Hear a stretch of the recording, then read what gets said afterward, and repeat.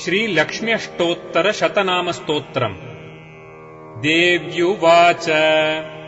देवदेव महादेव त्रिकालज्ञमहेश्वर करुणाकर देवेश भक्तानुग्रहकारक अष्टोत्तरशतम् लक्ष्म्याः श्रोतुमिच्छामि तत्त्वतः। ईश्वर उवाच देवि साधु महाभागे महाभाग्यप्रदायकम् सर्वैश्वर्यकरम् पुण्यम् सर्वपापप्रणाशनम् सर्वदारिद्र्यशमनम् श्रवणाद्भुक्तिमुक्तिदम् राजवश्यकरम् दिव्यम् गुह्याद्गुह्यतरम् परम् दुर्लभम् सर्वदेवानाम् चतुष्षष्टिकलास्पदम् पद्मादीनाम् वरान्तानाम् निधीनाम् नित्यदायकम्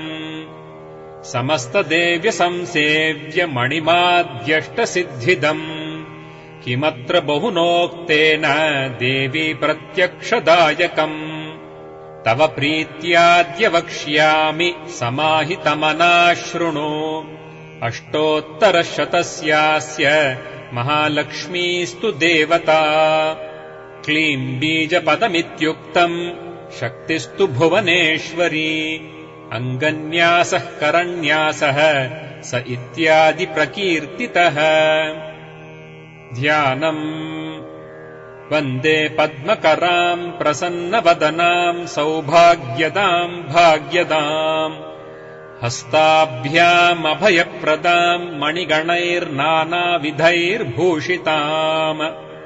भक्ताभीष्टफलप्रदाम् हरिहरब्रह्मादिभिः सेविताम् पार्श्वे पङ्कजशङ्खपद्मनिधिभिर्युक्ताम् सदा शक्तिभिः सरसिजनयने सरोजहस्ते धवलतराम् शुकगन्धमाल्यशोभे भगवति हरिवल्लभे मनोज्ञे त्रिभुवनभूतिकरि प्रसीद मह्यम्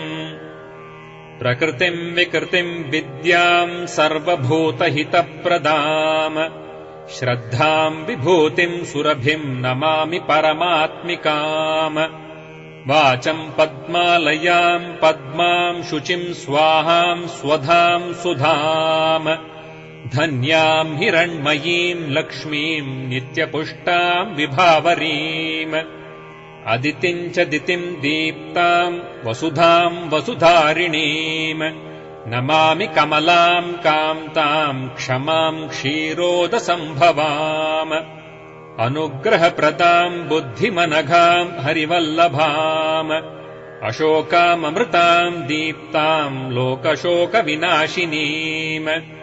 नमामि धर्मनिलयाम् करुणाम् लोकमातरम् पद्मप्रियाम् पद्महस्ताम् पद्माक्षीम् पद्मसुन्दरीम् पद्मोद्भवाम् पद्ममुखीम् पद्मनाभप्रियाम् रमाम्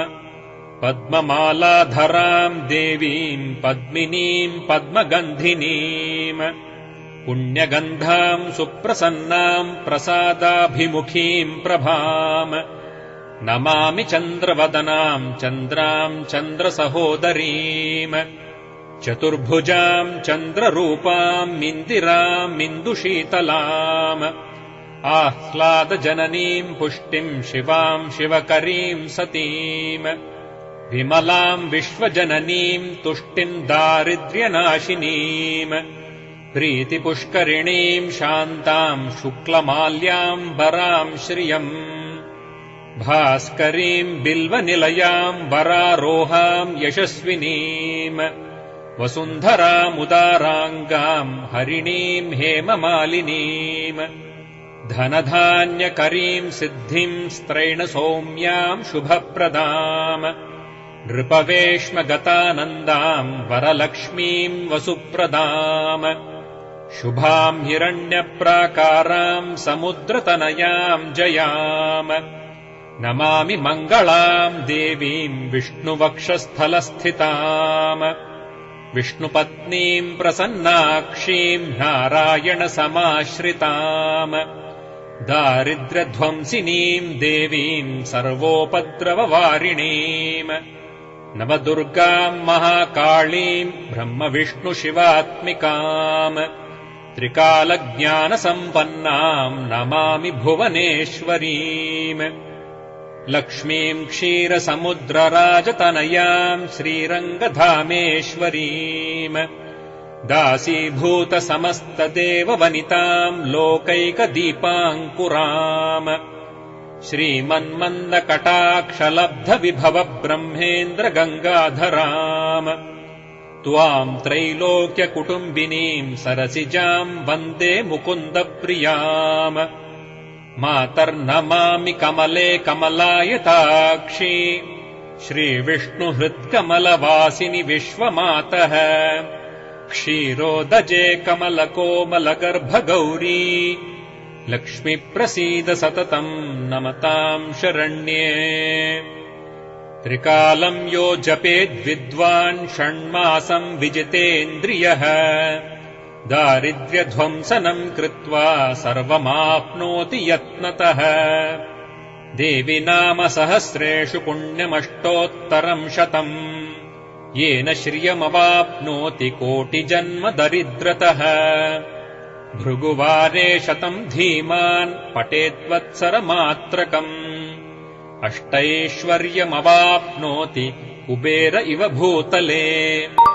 दारिद्र्यमोचनम् नाम स्तोत्रमम्बापरम् 100 येन श्रियम् अवाप्नोति कोटिजन्म दरिद्रतः भुक्त्वा तु विपुलान् भोगानस्याः सायुज्यमाप्नुयात् प्रातःकाले पठेन्नित्यम् सर्वदुःखोपशान्तये पठंस्तु चिन्तयेद्देवीम् सर्वाभरणभूषिता